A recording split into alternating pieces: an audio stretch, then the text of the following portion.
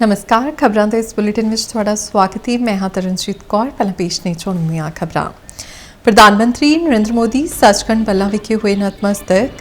श्री गुरु रविदास जी के एकजुटता ते सांझीवालता के सुनेहे नूं दस्सिया अहम। बोले सचखंड बल्ला आउणा उन्हां लई सुभाग दी गल।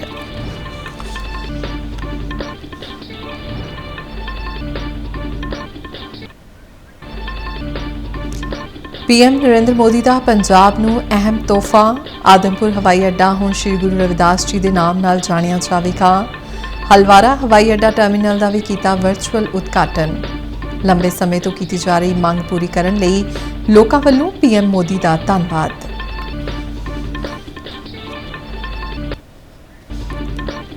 निर्मला सीतारमण ने साल 2026-27 का आम बजट कीता पेश। बोले बजट विच हर वर्ग के लोगों का रखा गया है विशेष ध्यान। सर्वपक्षी विकास और विकसित भारत के बजट नूं आधार दस्सिया।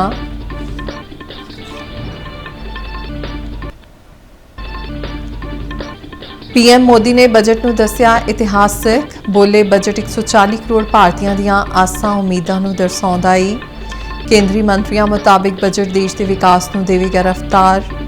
पंजाब के सियासी समाजिक ते आम लोगों ने भी बजट का कीता स्वागत। श्री गुरु रविदास जी के 649वें प्रकाश पुरब दीआं रौनकां। जलंधर समेत पंजाब के ਵੱਖ-ਵੱਖ हिस्सों में करवाए जा रहे हैं समागम ते वड्डी गिनती विच संगतां गुरु घर विच हो रही ने नतमस्तक। ते हुण खबरां विस्तार नाल। प्रधानमंत्री नरेंद्र मोदी जलंधर के डेरा सचखंड बल्ला विखे नतमस्तक हुए। उन्होंने श्री गुरु रविदास जी के प्रकाश पुरब मौके मनुखता की भलाई लई अरदास की और सारी गुरु रविदास नाम लेवा संगत नूं प्रकाश पुरब दीआं बधाइयां दित्तियां।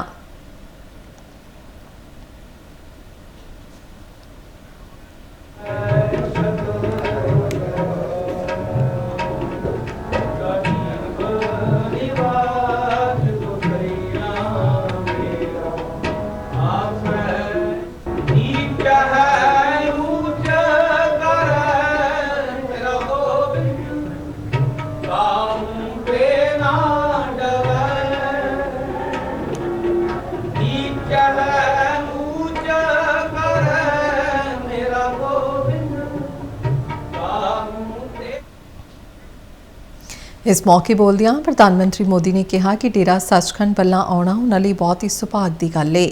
पीएम मोदी ने कहा कि वह पंजाब की पवित्र धरती नूं नमन करते हैं। उन्होंने कहा कि श्री गुरु रविदास जी की जन्म भूमि काशी नाल उन्हां दा गूढ़ा रिश्ता है। पीएम मोदी ने कहा कि वह किस्मत वाले ने कि उन्होंने काशी जाके सेवा करने का मौका मिलिया। पीएम मोदी ने कहा कि श्री गुरु रविदास जी ने समाज नूं जोड़िया है और समाज नूं एकजुटता ते सांझीवालता की प्रेरणा दी है। उन्होंने कहा कि डेरा बल्ला की समाज सेवा विच अहम भूमिका है। मैं संत रविदास जी की प्रेरणा भूमि पंजाब की वीर भूमि में आया हूं। मैं मानता हूं ये सिर्फ गुरु रविदास जी की ही इच्छा है और मेरा बहुत सौभाग्य है।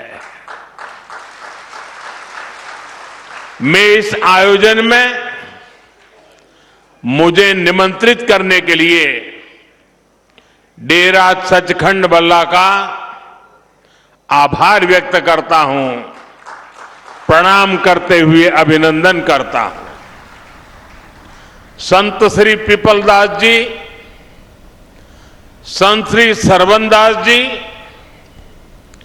और इस परंपरा के ऐसे सभी संत जिनके प्रयासों से श्री गुरु रविदास जी के विचार जन जन तक पहुंचे हैं, मैं उन सभी संतों को भी श्रद्धापूर्वक प्रणाम करता हूं।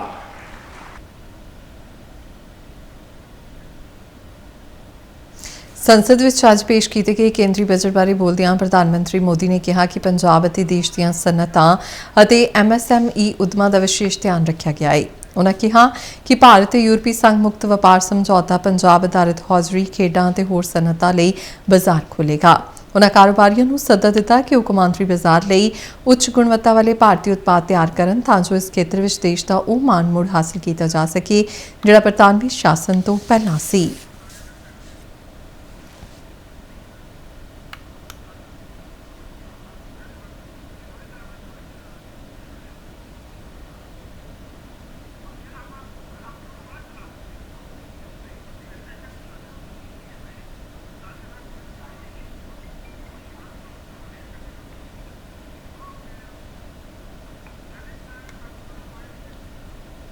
प्रधानमंत्री नरेंद्र मोदी ने जलंधर दौरे की शुरुआत आदमपुर तो की। उन्होंने श्री गुरु रविदास जी के प्रकाशपुरब मौके इत्थे पैंदे हवाई अड्डे नूं श्री गुरु रविदास हवाई अड्डे का नाम दिता। प्रकाशपुरब के शुभ मौके पर आदमपुर हवाई अड्डे का नाम बदलना सत्कारयोग श्री गुरु रविदास जी का विशेष सन्मान है जिन्हां दी बराबरी दया ते मनुख मान सन्मान दी सिक्ख्यावां भारत दी समाजिक कदरां कीमतां नूं प्रेरित करदियां ने। इस मौके उन्होंने हलवारा हवाई अड्डे की भी वर्चुअल ढंग नाल शुरुआत की।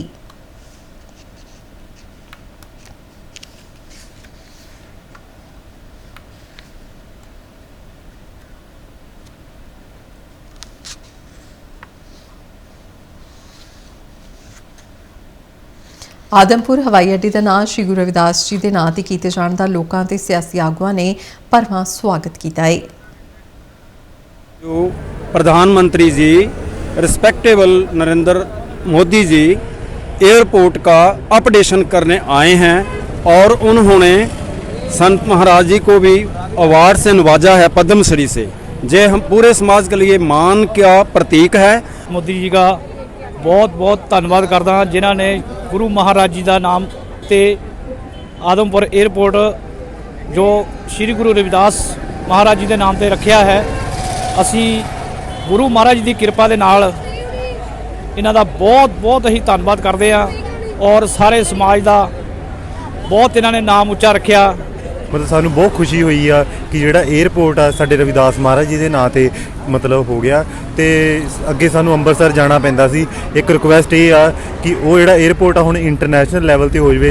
सानू जिहड़ा अंमृतसर जाना पैंदा या दिल्ली जाना पैंदा कि सानू आदमपुर तो ही मतलब सीधा ही चले जाए करिए। श्री नरेंद्र मोदी जी का बहुत बहुत धन्यवाद करते हैं कि उन्होंने आदमपुर एयरपोर्ट का नाम श्री गुरु रविदास महाराज जी के नाम पे रखा है और हमारे परम पूज्य संत निरंजन दास जी को जो अवार्ड दिया गया पद्मश्री का, उसके लिए भी हम उनका बहुत बहुत धन्यवाद करते हैं। जो प्रधानमंत्री जी पहला तो डेरा बल्लिया पहुंचे, उत्थे गुरु रविदास जी नूं शरधा सत्कार अर्पित किया और अते नाल ही आदमपुर एयरपोर्ट का नाम बदल के गुरु रविदास जी महाराज ते करन दा काम किया।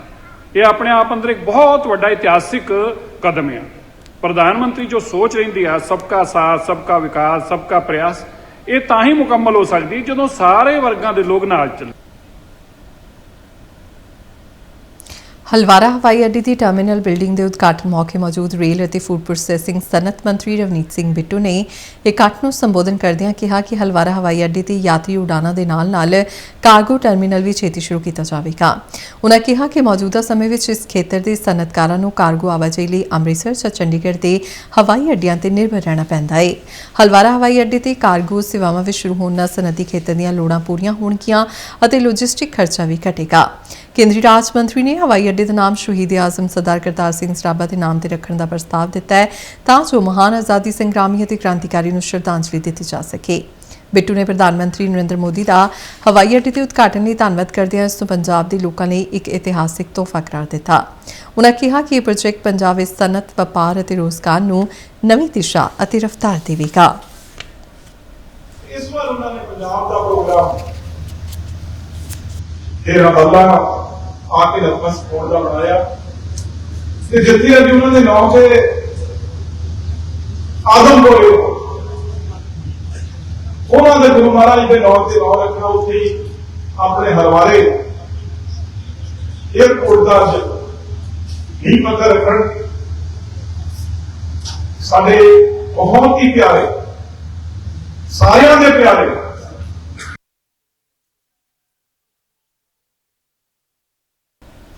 ਲੁਧਿਆਣਾ ਦੇ ਲੋਕਾਂ ਨੇ ਹਲਵਾਰਾ ਹਵਾਈ ਅੱਡੇ ਤੇ ਨਵੇਂ ਟਰਮੀਨਲ ਦੀ ਸ਼ੁਰੂਆਤ ਕਰਨ ਲਈ ਪੀਐਮ ਮੋਦੀ ਦਾ ਧੰਨਵਾਦ ਕੀਤਾ ਹੈ। ਲੁਧਿਆਣਾ ਦੇ ਕਾਰੋਬਾਰੀਆਂ ਦਾ ਕਹਿਣਾ ਹੈ ਕਿ ਮਾਰਚ ਦੇ ਪਹਿਲੇ ਹਫਤੇ ਤੋਂ ਹਲਵਾਰਾ ਤੋਂ ਹਵਾਈ ਉਡਾਨਾਂ ਸ਼ੁਰੂ ਹੋਣ ਨਾਲ ਲੁਧਿਆਣਾ ਤੇ ਆਸ-ਪਾਸ ਦੇ ਲੋਕਾਂ ਨੂੰ ਇਸ ਦਾ ਬਹੁਤ ਫਾਇਦਾ ਮਿਲੇਗਾ। ਲੋਕਾਂ ਦਾ ਕਹਿਣਾ ਹੈ ਕਿ ਇਹ ਹਵਾਈ ਅੱਡਾ ਸਨਅਤੀ ਸ਼ਹਿਰ ਲੁਧਿਆਣਾ ਦੀ ਇੱਕ ਅਹਿਮ ਲੋੜ ਸੀ। ਮੈਂ ਅੱਜ ਜਿਹੜਾ ਲੁਧਿਆਣੇ ਵਿੱਚ 에ਅਰਪੋਰਟ ਦਾ ਉਦਘਾਟਨ ਹੋਇਆ ਉਸ ਦੇ ਲਈ ਆਪਣੀ ਐਸੋਸੀਏਸ਼ਨ ਵੱਲੋਂ ਸਾਰੇ ਲੁਧਿਆਣੇ ਵਾਲੇ ਅਤੇ ਪੰਜਾਬ ਵੱਲੋਂ ਸੈਂਟਰਲ ਗਵਰਨਮੈਂਟ ਅਤੇ ਪੰਜਾਬ ਗਵਰਨਮੈਂਟ ਜੀ ਦਾ ਬਹੁਤ ਧੰਨਵਾਦੀ ਹਾਂ। 에ਅਰਪੋਰਟ ਦੀ ਜਿਹੜੀ ਮੰਗ ਸੀ ਲੁਧਿਆਣੇ ਨੂੰ ਬਹੁਤ ਟਾਈਮ ਤੋਂ ਸੀਗੀ ਅਤੇ ਬਹੁਤ ਜ਼ਰੂਰੀ ਵੀ ਸੀਗਾ।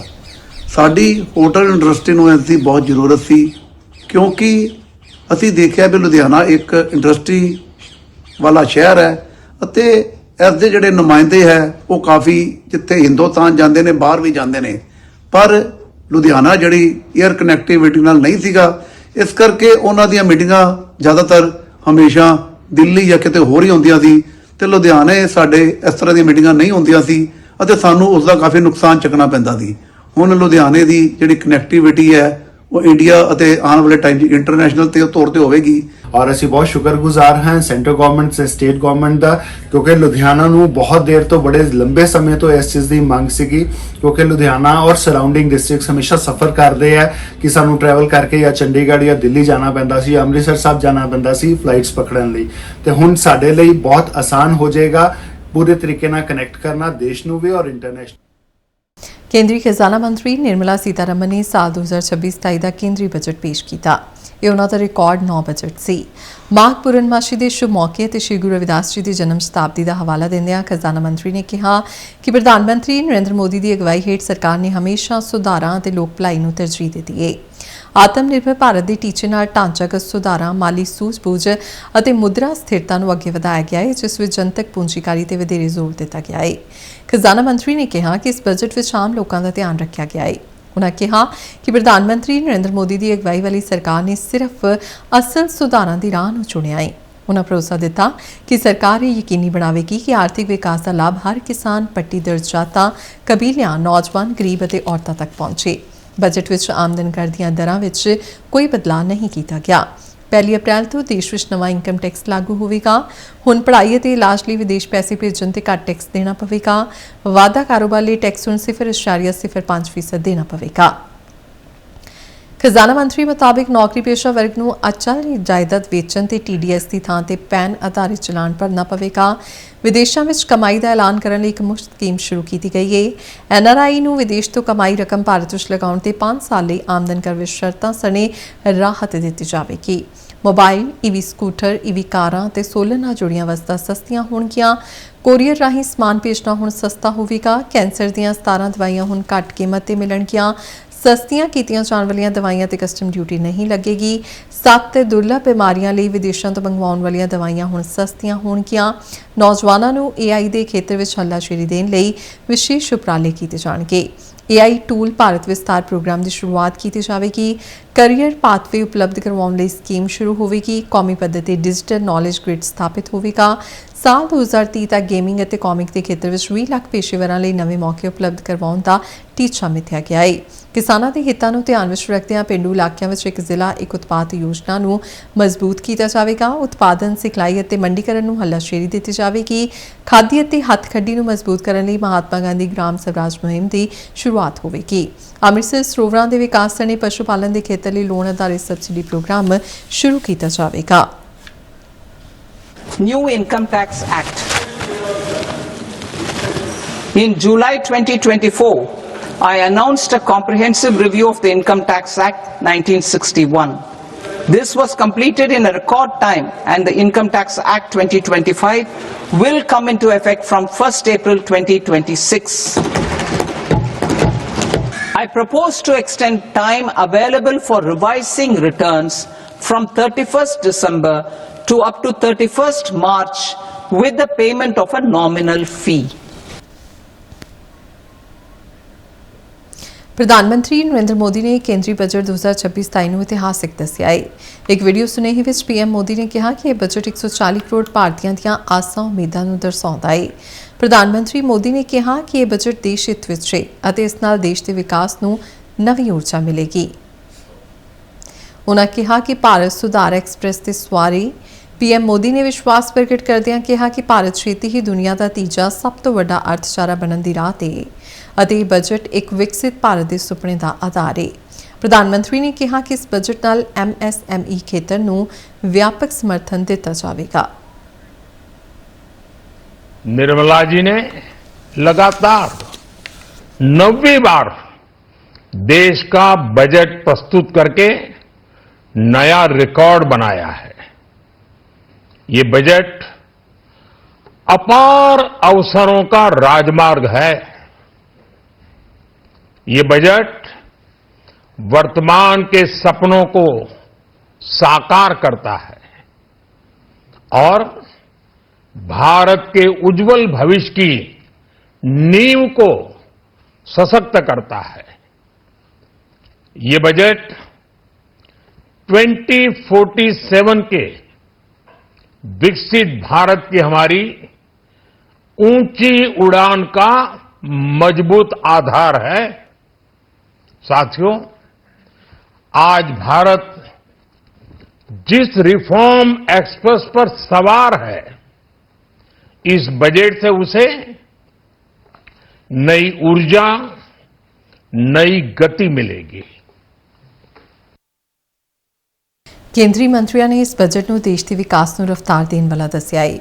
सूचना ते प्रसारण मंत्री अश्विनी वैष्णव ने कहा कि यह बजट देश के सर्वपक्षी विकास और विकसित भारत के निर्माण लिए एक मजबूत आधार तैयार करेगा। इलैक्ट्रॉनिक और सूचना तकनोलॉजी मंत्री ने कहा कि बजट में IT सेवावां लिए विशेष उपराले किए गए ने। आने वाले सालों में डाटा सेंटर देश की अहम ताकत बनेगा। दूजे पासे सड़की आवाजाही और कौमी शाह मार्ग मंत्री नितिन गडकरी ने कहा कि केंद्रीय बजट में किसानों, नौजवानों और MSME कारोबारियों वाल विशेष ध्यान दिता गया है। उन्होंने कहा कि इस नाल टिकाऊ विकास, नवाचार और पूंजीकारी की नींव मजबूत होगी और फास्ट ट्रैक APA के प्रोविजंस लाके आने वाले समय में डेटा सेंटर्स बहुत बड़ी एक ताकत बनेंगे देश की, जिससे कि दुनिया भर को नई सर्विसेज और भारत के लिए नए एम्प्लॉयमेंट और एंटरप्रेन्योरशिप के नए रास्ते खुलेंगे। तो डेटा सेंटर्स पे जो टैक्स हॉलिडे दिया, इसके लिए मैं माननीय प्रधानमंत्री जी को और माननीय वित्त मंत्री जी को धन्यवाद देना चाहूँगा। साथ ही साथ ऑरेंज इकोनॉमी जो हमारी क्रिएटर्स इकोनॉमी है, इसमें 20 लाख एम्प्लॉयमेंट नए बनाने के लिए क्रिएटर्स इकोनॉमी में IICT मुंबई के साथ मिलकर 15,000 स्कूल और 500 कॉलेजेस में क्रिएटर्स लैब बनाने के लिए बजट में प्रोविजन किया गया है। और साथ ही साथ रेलवे के लिए 7 नए हाई स्पीड कॉरिडोर्स, चेन्नई से बेंगलुरु, चेन्नई से हैदराबाद, बेंगलुरु से हैदराबाद, मुंबई से पुणे, पुणे से हैदराबाद, दिल्ली से वाराणसी और वाराणसी से सिलीगुड़ी। एक तरीके से साउथ इंडिया में सदर्न ट्रायंगल बनेगा चेन्नई, बेंगलुरु, हैदराबाद का हाई स्पीड रेलवे का, बुलेट ट्रेन का। वैसे ही दिल्ली, वाराणसी, सिलीगुड़ी का एक नया हाई स्पीड कॉरिडोर बनेगा और साउथ वेस्ट को साउथ से जोड़ने वाला मुंबई से पुणे, पुणे से हैदराबाद का एक बहुत बड़ा मेजर कॉरिडोर बनेगा। साथ ही साथ आज बजट में एक नए डेडिकेटेड फ्रेट कॉरिडोर जो कि बंगाल में दांकुनी, वहां से गुजरात में सूरत, इसको जोड़ने वाला, ईस्ट को वेस्ट के साथ जोड़ने वाला नया DFC भी सैंक्शन हुआ है। मैं इस बजट के लिए जो कि युवा शक्ति से प्रेरित है, जो कि विकसित भारत की एक मजबूत नींव बनाता है, जो कि समाज के हर वर्ग के लिए और देश के हर क्षेत्र के लिए विकास का एक नया माध्यम बना है, इसके लिए मैं माननीय प्रधानमंत्री जी, माननीय वित्त मंत्री जी का अभिनंदन करता हूँ। पंजाब के ਵੱਖ-ਵੱਖ ਜ਼ਿਲ੍ਹਿਆਂ ਤੋਂ ਲੋਕਾਂ ਨੇ ਬਜਟ ਬਾਰੇ ਆਪਣੀਆਂ ਪ੍ਰਤੀਕਿਰਿਆਵਾਂ ਸਾਂਝੀਆਂ ਕੀਤੀਆਂ ਨੇ। ਲੋਕਾਂ ਨੇ ਇਸ ਦੌਰਾਨ ਬਜਟ ਵਿੱਚ ਕੀਤੇ ਗਏ ਵੱਖ-ਵੱਖ ਐਲਾਨਾਂ ਨੂੰ ਦੇਸ਼ ਦੇ ਵਿਕਾਸ ਲਈ ਅਹਿਮ ਦੱਸਿਆ ਹੈ। ਆਮ ਲੋਕਾਂ ਦਾ ਕਹਿਣਾ ਹੈ ਕਿ ਇਸ ਵਾਰ ਦੇ ਬਜਟ ਵਿੱਚ ਸਾਰੇ ਵਰਗਾਂ ਦੇ ਹਿੱਤਾਂ ਨੂੰ ਧਿਆਨ ਵਿੱਚ ਰੱਖਿਆ ਗਿਆ ਹੈ। ਜਲੰਧਰ ਵਿਖੇ ਪੱਤਰਕਾਰਾਂ ਨਾਲ ਗੱਲਬਾਤ ਕਰਨ ਦੌਰਾਨ ਭਾਰਤੀ ਜਨਤਾ ਪਾਰਟੀ ਦੇ ਸੂਬਾ ਪ੍ਰਧਾਨ ਸੁਨੀਲ ਜਾਖੜ ਨੇ ਕਿਹਾ ਹੈ ਕਿ ਕੇਂਦਰੀ ਬਜਟ ਗਰੀਬ, ਮਜ਼ਦੂਰ, ਕਿਸਾਨ, ਮਹਿਲਾਵਾਂ, ਨੌਜਵਾਨਾਂ ਅਤੇ ਪਛੜੇ ਵਰਗਾਂ ਤੇ ਕੇਂਦਰਿਤ ਹੈ, ਜਿਹੜਾ 2047 ਤੱਕ ਦੇਸ਼ ਨੂੰ ਵਿਕਸਿਤ ਰਾਸ਼ਟਰ ਬਣਾਉਣ ਦੇ ਸੰਕਲਪ ਸਿੱਧੀ ਦਾ ਮੀਲ ਪੱਥਰ ਸਾਬਤ ਹੋਵੇਗਾ। ਉਨ੍ਹਾਂ ਕਿਹਾ ਕਿ ਇਸ ਬਜਟ ਵਿੱਚ ਜਿੱਥੇ ਮਹਿਲਾਵਾਂ ਲਈ ਸ਼੍ਰੀਮਾਰਟ ਦੀ ਯੋਜਨਾ ਦਾ ਐਲਾਨ ਕੀਤਾ ਗਿਆ ਹੈ, ਉੱਥੇ ਕੰਮਕਾਜੀ ਮਹਿਲਾਵਾਂ ਤੇ ਵਿਦਿਆਰਥਣਾਂ ਲਈ ਹਰੇਕ ਜ਼ਿਲ੍ਹੇ ਵਿੱਚ ਹੋਸਟਲ ਖੋਲ੍ਹਣ ਦੀ ਵੀ ਯੋਜਨਾ ਲਿਆਂਦੀ ਗਈ ਹੈ। ਉਨ੍ਹਾਂ ਆਖਿਆ ਕਿ ਖੇਡ, ਸਨਅਤ ਅਤੇ MSME ਲਈ ਵੀ ਨਵੇਂ ਬਜਟ ਵਿੱਚ ਜਿਹੜੇ ਐਲਾਨ ਕੀਤੇ ਗਏ ਨੇ, ਉਸ ਦਾ ਪੰਜਾਬ ਦੇ ਸਨਅਤਕਾਰਾਂ ਨੂੰ ਵੱਡੇ ਪੱਧਰ ਤੇ ਲਾਭ ਮਿਲੇਗਾ। ਮੋਹਾਲੀ ਵਿਖੇ ਪੱਤਰਕਾਰਾਂ ਨਾਲ ਗੱਲਬਾਤ ਦੌਰਾਨ ਭਾਰਤੀ ਜਨਤਾ ਪਾਰਟੀ ਦੇ ਕੌਮੀ ਆਗੂ ਅਤੇ ਸਾਬਕਾ ਰਾਜ ਸਭਾ ਮੈਂਬਰ ਅਵਿਨਾਸ਼ ਰਾਏ ਖੰਨਾ ਨੇ ਕਿਹਾ ਕਿ ਇਸ ਬਜਟ ਵਿੱਚ ਦੇਸ਼ ਦੇ ਬੁਨਿਆਦੀ ਢਾਂਚੇ, ਰੇਲ ਕੋਰੀਡੋਰ ਨਿਰਮਾਣ, ਸੜਕ ਉਸਾਰੀ ਲਈ ਵਿਸ਼ੇਸ਼ ਐਲਾਨ ਕੀਤੇ ਗਏ ਨੇ, ਜਿਸ ਸਦਕਾ ਆਵਾਜਾਈ ਅਤੇ ਵਪਾਰ ਨੂੰ ਹੱਲਾਸ਼ੇਰੀ ਮਿਲੇਗੀ।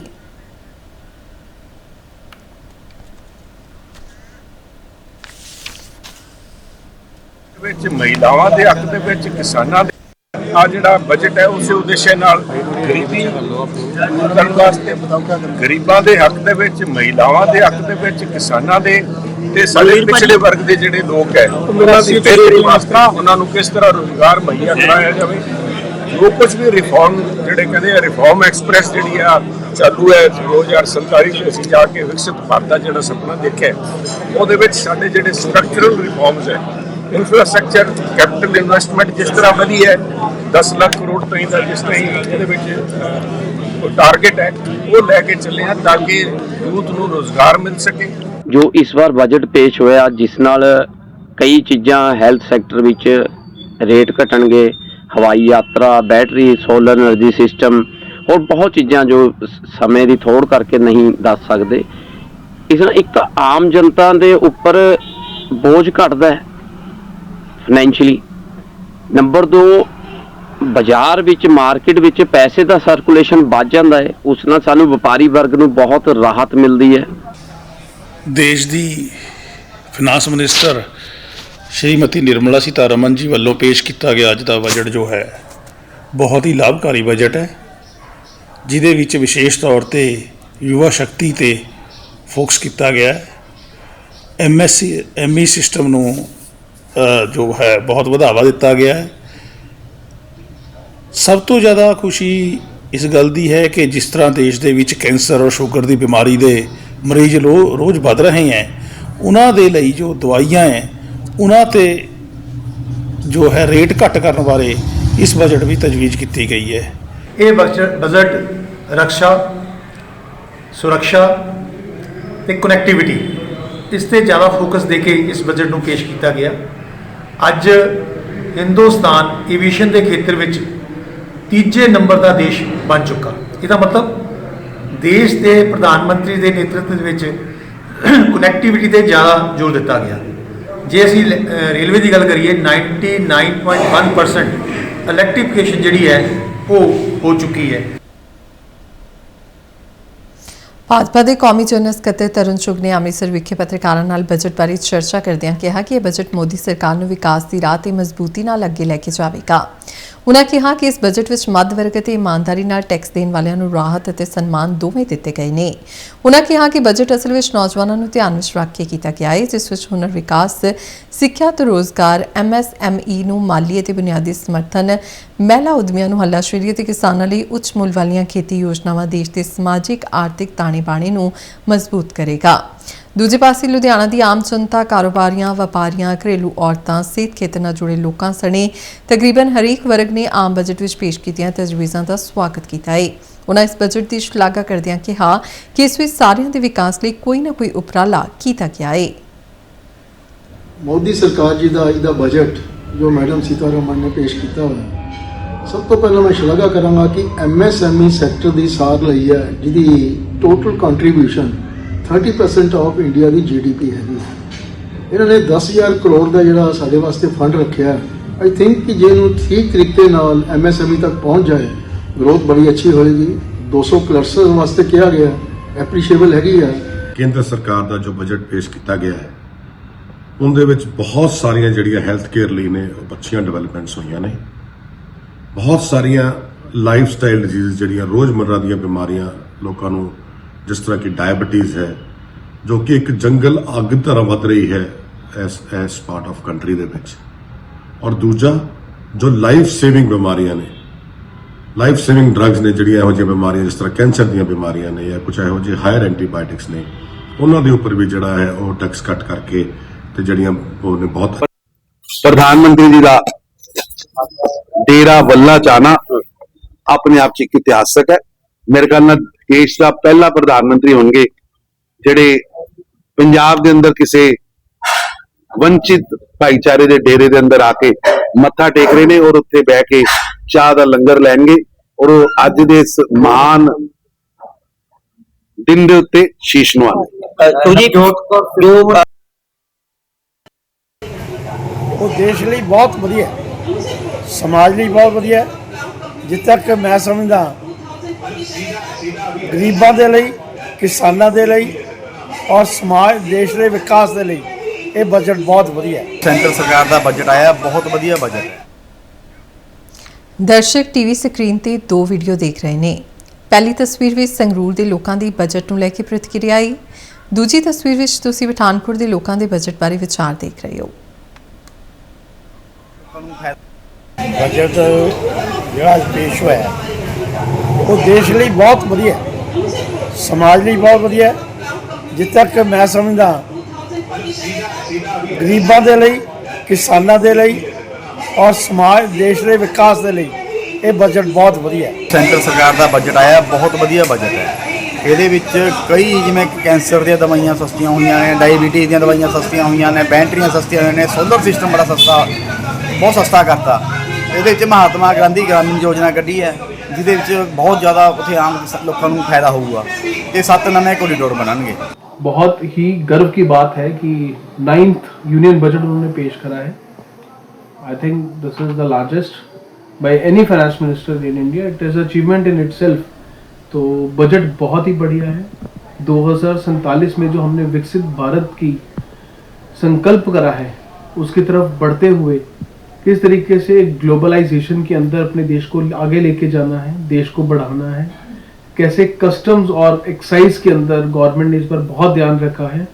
जैसे कुछ बाहर के देश हिंदुस्तान की तरफ गलत नज़रों से देख रहे हैं, उनको भी रैशनलाइज करने के लिए इन्होंने कस्टम्स के अंदर बहुत बदलाव करे हैं, जो बाहर के एजेंसीज को सोचने पे भी मजबूर करेंगे कि किस तरीके से हिंदुस्तान विकसित कदम की तरफ आगे बढ़ रहा है।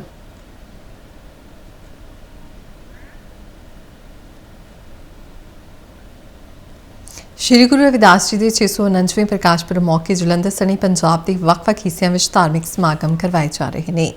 ਵੱਡੀ ਗਿਣਤੀ ਵਿੱਚ ਸੰਗਤਾਂ ਗੁਰੂ ਘਰਾਂ ਵਿੱਚ ਨਤਮਸਤਕ ਹੋ ਰਹੀਆਂ ਨੇ। ਸੰਗਤਾਂ ਵਿਚਾਲੇ ਪ੍ਰਕਾਸ਼ ਪੁਰਬ ਮੌਕੇ ਵਿਸ਼ੇਸ਼ ਉਤਸ਼ਾਹ ਦੇਖਣ ਨੂੰ ਮਿਲ ਰਿਹਾ ਹੈ।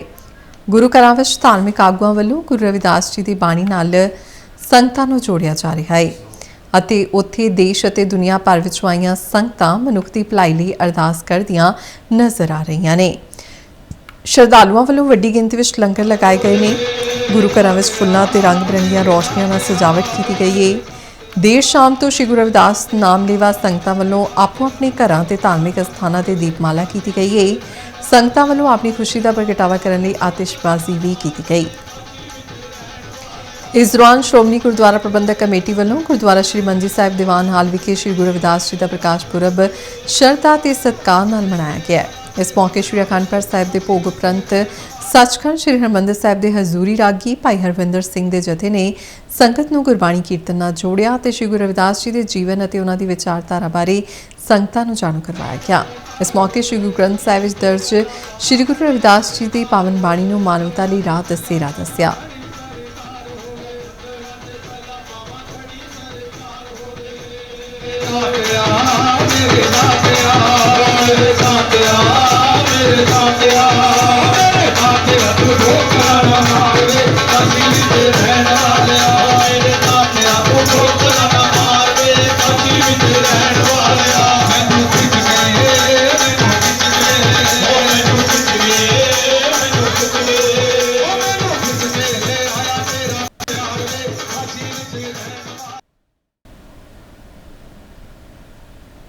ਖਬਰਾਂ ਦੇ ਬੁਲੇਟਿਨ ਸਾਡੇ ਦਰਸ਼ਕ ਡੀਡੀ ਨਿਊਜ਼ ਪੰਜਾਬ ਦੇ YouTube channel, Facebook page, Instagram ਅਤੇ ਸੋਸ਼ਲ ਮੀਡੀਆ ਪਲੇਟਫਾਰਮ X ਤੇ ਵੀ ਦੇਖ ਸਕਦੇ ਨੇ। ਤੇ ਬੁਲੇਟਿਨ ਦੇ ਅਖੀਰ ਵਿੱਚ ਚੋਣਵੀਆਂ ਖਬਰਾਂ ਇੱਕ ਵਾਰ ਫਿਰ ਤੋਂ। ਪ੍ਰਧਾਨ ਮੰਤਰੀ ਨਰਿੰਦਰ ਮੋਦੀ ਸੱਚਖੰਡ ਬੱਲਾ ਵਿਖੇ ਹੋਏ ਨਤਮਸਤਕ। ਸ਼੍ਰੀ ਗੁਰੂ ਰਵਿਦਾਸ ਜੀ ਦੇ ਇਕਜੁੱਟਤਾ ਤੇ ਸਾਂਝੀਵਾਲਤਾ ਤੇ ਸੁਨੇਹੇ ਨੂੰ ਦੱਸਿਆ ਅਹਿਮ। ਬੋਲੇ ਸੱਚਖੰਡ ਬੱਲਾ ਆਉਣਾ ਉਹਨਾਂ ਲਈ ਸੁਭਾਗ ਦੀ ਗੱਲ।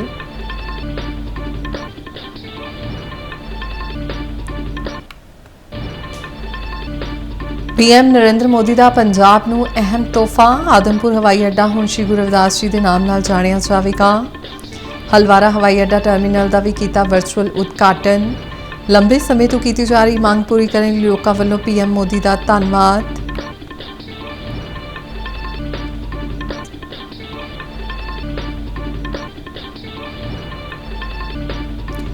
निर्मला सीतारमन ने साल 2026-27 ਦਾ ਆਮ ਬਜਟ ਕੀਤਾ ਪੇਸ਼। ਬੋਲੇ ਬਜਟ ਵਿੱਚ ਹਰ ਵਰਗ ਦੇ ਲੋਕਾਂ ਦਾ ਰੱਖਿਆ ਗਿਆ ਹੈ ਵਿਸ਼ੇਸ਼ ਧਿਆਨ।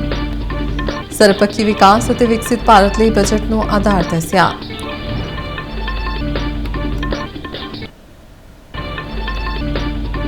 पीएम मोदी ने बजट ਨੂੰ ਦੱਸਿਆ ਇਤਿਹਾਸਿਕ। ਬੋਲੇ ਬਜਟ 140 ਕਰੋੜ ਭਾਰਤੀਆਂ ਦੀਆਂ ਆਸਾਂ ਉਮੀਦਾਂ ਨੂੰ ਦਰਸਾਉਂਦਾ ਹੈ। ਕੇਂਦਰੀ ਮੰਤਰੀਆਂ ਮੁਤਾਬਿਕ ਬਜਟ ਦੇਸ਼ ਦੇ ਵਿਕਾਸ ਨੂੰ ਦੇਵੇਗਾ ਰਫ਼ਤਾਰ। ਪੰਜਾਬ ਦੀ ਸਿਆਸੀ ਸਮਾਜਿਕ ਤੇ ਆਮ ਲੋਕਾਂ ਨੇ ਵੀ ਬਜਟ ਦਾ ਕੀਤਾ ਸਵਾਗਤ।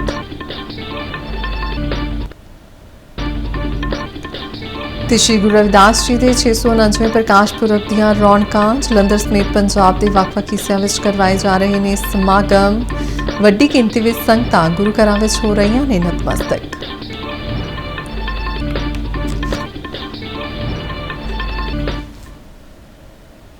ਤੇ ਇਸ ਦੇ ਨਾਲ ਹੀ ਖਬਰਾਂ ਦਾ ਬੁਲੇਟਿਨ ਖਤਮ ਹੁੰਦਾ ਹੈ। ਇਜਾਜ਼ਤ ਦਿਓ, ਨਮਸਕਾਰ।